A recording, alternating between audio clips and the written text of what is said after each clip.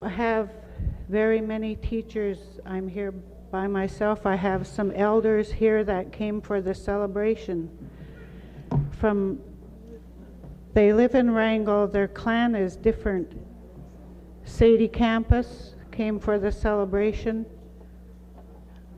and Sonia Marshall and Marlita Wallace are here from Wrangell with me.